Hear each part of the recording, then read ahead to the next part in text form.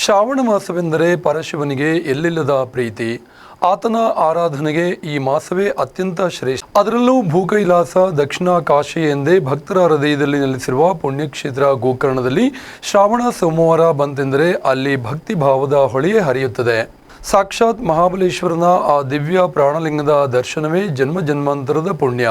ದಕ್ಷಿಣ ಕಾಶಿ ಎಂದೇ ಪ್ರಸಿದ್ಧಿ ಪಡೆದಿರುವ ಗೋಕರ್ಣದ ಶ್ರೀ ಮಹಾಬಲೇಶ್ವರ ದೇವಾಲಯದಲ್ಲಿ ಶ್ರಾವಣ ಮಾಸದ ಭಕ್ತಿ ಭಾವ ಮುಗಿಲು ಮುಟ್ಟಿದೆ.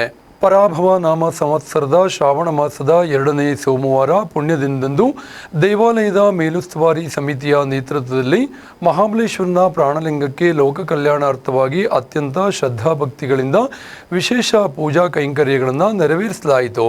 ಅರುಣೋದಯದ ಬ್ರಾಹ್ಮಿ ಮುಹೂರ್ತದಲ್ಲಿಯೇ ದೇವಾಲಯದ ಗರ್ಭಗುಡಿಯಲ್ಲಿ ಶಿವಮಂತ್ರಗಳು ಪಠಣಗೊಂಡವು.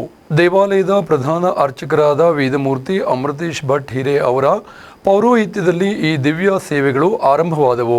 ಪರಶಿವನಿಗೆ ಪ್ರಿಯವಾದ ಏಕಾದಶ ರುದ್ರಾಭಿಷೇಕ, ಸುವರ್ಣ ಶಂಖದಿಂದ ಗಂಗಾಜಲಾಭಿಷೇಕ ಹಾಗೂ ಪಂಚಾಮೃತ ನವಧಾನ್ಯಾಭಿಷೇಕಗಳನ್ನು ಅತ್ಯಂತ ಭಕ್ತಿಪೂರ್ವಕವಾಗಿ ಸಲ್ಲಿಸಲಾಯಿತು. ಮಂತ್ರಘೋಷಗಳ ನಡುವೆ ನಡೆಯುತ್ತಿದ್ದ ಈ ಅಭಿಷೇಕ ಪ್ರಿಯನ ಆರಾಧನೆ ನೋಡುಗರ ಮನದಲ್ಲಿ ಭಕ್ತಿಯ ಪರಾಕಾಷ್ಠೆಯನ್ನ ಮೂಡಿಸಿತ್ತು. ಪುಣ್ಯ ಅಭಿಷೇಕಗಳ ನಂತರ ಶಿವನಿಗೆ ಅತಿ ಪ್ರಿಯವಾದ ಬಿಲ್ವಪತ್ರೆಗಳಿಂದ ಬಿಲ್ವಾರ್ಚನೆ ಮಾಡಲಾಯಿತು.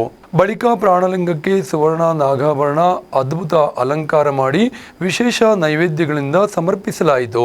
ಚಿನ್ನದ ನಾಗಾಭರಣವನ್ನ ಹೊತ್ತು ಕಂಗೊಳಿಸುತ್ತಿದ್ದ ಆತ್ಮಲಿಂಗದ ದಿವ್ಯ ರೂಪವನ್ನ ಕಣ್ತುಂಬಿಕೊಳ್ಳುವುದೇ ಭಕ್ತರಿಗೆ ಪರಮಾನಂದದ ಕ್ಷಣವಾಗಿತ್ತು.